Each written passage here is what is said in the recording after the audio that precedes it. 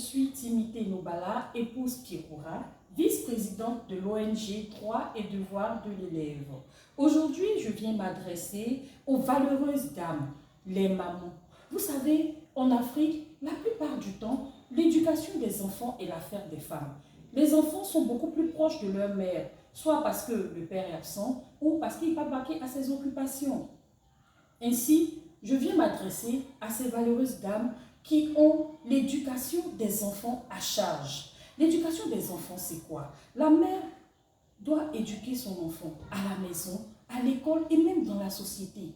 L'éducation des enfants à la maison, c'est faire participer les enfants dans les tâches domestiques en fonction de leurs âges, en fonction de leurs capacités. Par exemple, on peut demander à un enfant à un plus bas âge de ranger ses jouets après avoir fini de jouer. On peut demander à un enfant de ranger son lit, de ranger la chambre.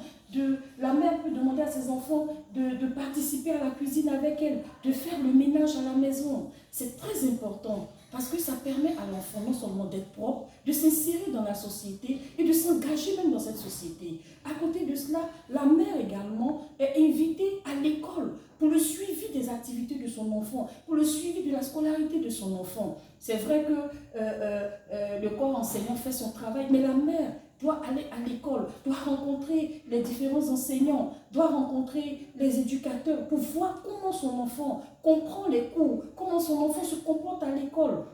Nos enfants ont plusieurs visages.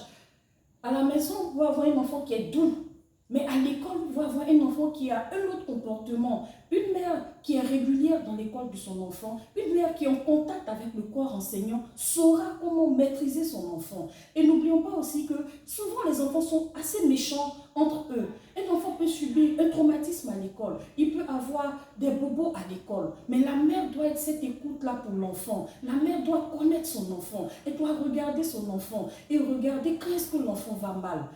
Ne pas attendre les conséquences. Les conséquences, c'est quoi? Le mauvais comportement de l'enfant. Les conséquences, c'est quoi? C'est des mauvais résultats scolaires. Il faut que cette mère-là soit à l'écoute de son enfant.